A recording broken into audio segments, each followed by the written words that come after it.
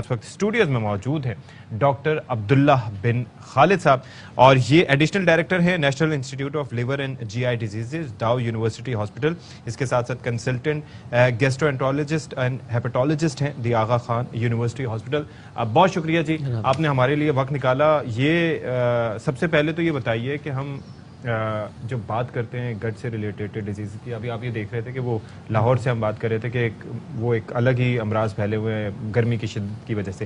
یہ جو پریسائسلی مرض ہے یہ کیسے ڈفرینٹ ہے دوسری معدے سے ریلیٹڈ بیماریوں سے؟ جی بیسکلی یہ جو انفلیمیٹری باؤل ڈیزیز ہے جس کا ہم نے بات کی، یہ دو امراض کا مجموعہ ہے۔ ٹھیک ہے، ایک کرونز ڈیزیز ہے اور ایک السریٹو کولائٹس ہے۔ جو ہم ڈائریا کی ابھی بات کر رہے تھے، یہ تو آپ آئی وی ہائیڈریشن دیں گے، دوائیں دیں گے، وہ سیٹل ڈاؤن ہو جائے گا۔ لیکن یہ بیماریاں جو دونوں بیماریاں ہیں، ان کی مثال یوں سمجھ لیجئے کہ شوگر یا بلڈ پریشر کی طرح سے ہے کہ زندگی بھر کی دوائیں کھانی ہے اور زندگی بھر آپ نے وقتاً فوقتاً ڈاکٹروں کو دکھانا ہے۔ اگر دوائیں مناسب اور اچھے طریقے سے جس طرح سے ڈاکٹر پرسکرائب کر رہا ہے لے رہے ہیں تو پھر ایسے ہو جاتے ہیں جیسے کہ کوئی بات ہی نہیں۔ means there is no cure to it? There is no permanent cure to it. There is control. There is control if you are taking appropriate medications.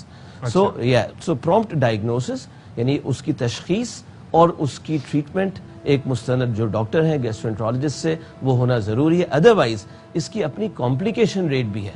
Sometimes it ends up in cancer. If it is untreated. لیکن ظاہر ہے کہ آپ کو بتایا کہ اب جیسے بہت سے امراض پھیل رہے ہوتے ہیں، کئی امراض کو گیسٹرونٹرائٹس کہہ کے اس کو ڈیل کرتے ہیں، میڈیسنز دیتے ہیں، لوگ ٹھیک ہو جاتے ہیں یا پھر کہتے ہیں کہ اتنا سیریسلی نہیں لیتے۔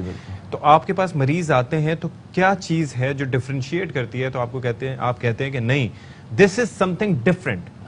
ویری ویری پرٹیننٹ کوشچن آپ کو میں چاہ رہا تھا کہ آپ پوچھیں تاکہ ہم عوام کو اس بات کی آگاہی کریں۔ دیکھیں اس میں ہمارے ہاں فارچونیٹلی کرونز ڈیزیز بہت ہی کم ہے اور السریٹو کولائٹس بہت زیادہ ہے۔ السریٹو کولائٹس کی کلاسک پریزنٹیشن ہوتی ہے کہ اس میں پخانے میں یعنی لوز موشنز ود بلڈ آتا ہے۔ تو جب بھی لوز اسٹولز ود بلڈ آئے اور وہ کیری آن کرے، اس کی ہم ریکمینڈ کرتے ہیں کہ یہ دس از سم تھنگ الارمنگ۔ ہماری پاپولیشن میں اس کو یہ کہہ دیا جاتا ہے جی خونی پیچش ہے، یہ دوا لو وہ دوا لو، وہ دوائیں ہی لیتا رہتا ہے، یا کبھی ہیمورائڈز بواسیر کہہ کے اس کو ڈس ریگارڈ کر دیا جاتا ہے کہ جی خون آ رہا ہے بواسیر۔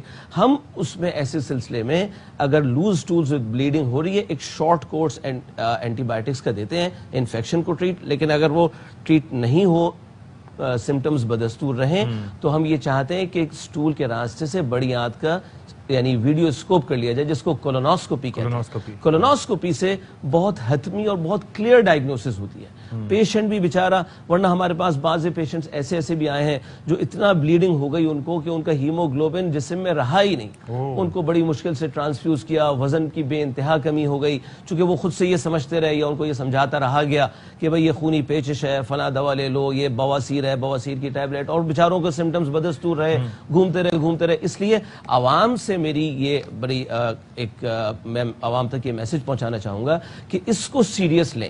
جب بھی بلیڈنگ ہو سٹول کے ساتھ، bleeding should merit something scope, for example at least sigmoidoscopy یا colonoscopy to see what actually is there۔ colonoscopy یہ ہوتی ہے، کولونوسکوپی تو مجھے آئیڈیا کولن پوری بڑی آنت کے معائنے کو کہا جاتا ہے، سگموڈوسکوپی اس کے لوور 1/3 کے ایگزامینیشن کو کہا جاتا ہے۔ ایٹ لیسٹ لوور 1/3 کا ایگزامینیشن تو کروا لیجئے تاکہ پتہ تو چلے کہ کیا چیز بلیڈنگ۔